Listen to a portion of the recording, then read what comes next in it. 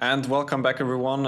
In this video, I just wanted to briefly touch on the topic of freestyle chess or chess 960, however it's called. Once again, I already did one video on it a couple of days, or I think it was 1 or 2 weeks ago. But since now we saw the freestyle chess tournament in Germany, Weissenhaus, which just concluded with Vincent Keimer winning it, I just wanted to give like a brief update on what my thoughts on it are, since we just saw this big event.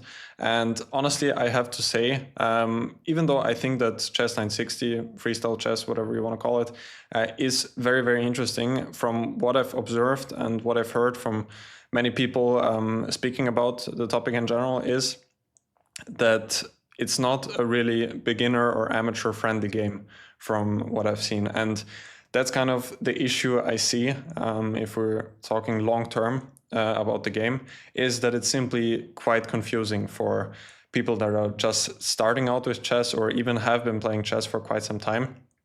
From what I've read online, and what I can also totally understand, is that people who haven't been around the chess space for too long, chess is anyway a super complicated game, super complex, and if you've gotten familiar with some of the openings and some of the patterns of the classical chess, it somewhat gets a little bit easier to grasp the whole concept behind it. You understand the typical positions, and that's also why it's mostly fun, from what I can tell, for people that are just starting out.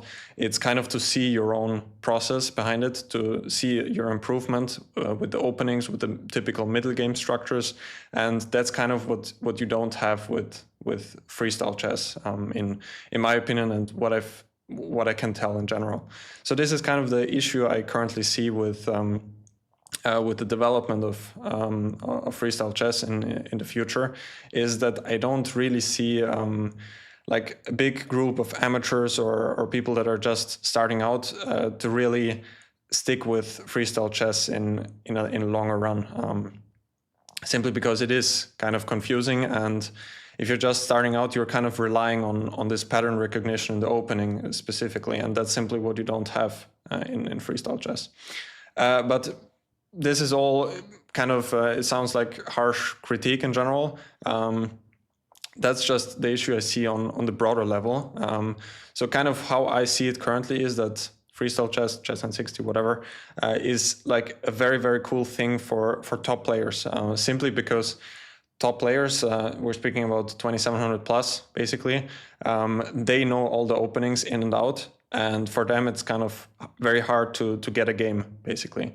We've seen this in World Championships, specifically in the past ones, where, for example, between Magnus and Fabiano, where all the games concluded in a draw. And simply openings have been analyzed until the very end. But this only makes a significant difference on the top level, since even on my level, like if you're looking at 2500, even sometimes 2600 level, in most cases you will always get some sort of game anyway, because most people are not like, they don't know the opening until move 30, as it is with most 2700 players. So these are just basically my thoughts on it. I think it's a great thing for chess lovers in general. Like chess 960 is super interesting, but I can only really see it being played on on some sort of higher level, because as I said before, if you're basically just starting out, or if you have been playing for chess some time but are still struggling with some things, chess 960 only makes it much more confusing from what I can tell.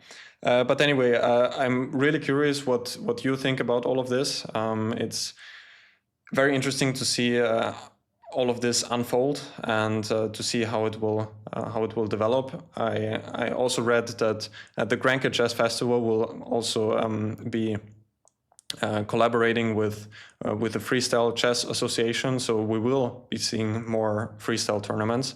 But just what I could see, also what I didn't speak on yet, is that kind of from what I could tell, is that not as many people are looking at the freestyle tournaments and are following the broadcast as with classical chess. At least that's kind of my observation.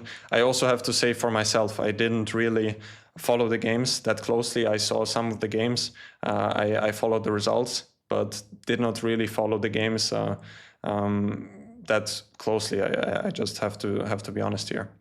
But yeah, guys, let me know. I'm really curious what you think about all of this. It's a very exciting topic, and these are just my thoughts on it. So let me know in the comments, and yeah, that's it for today. So see you next time.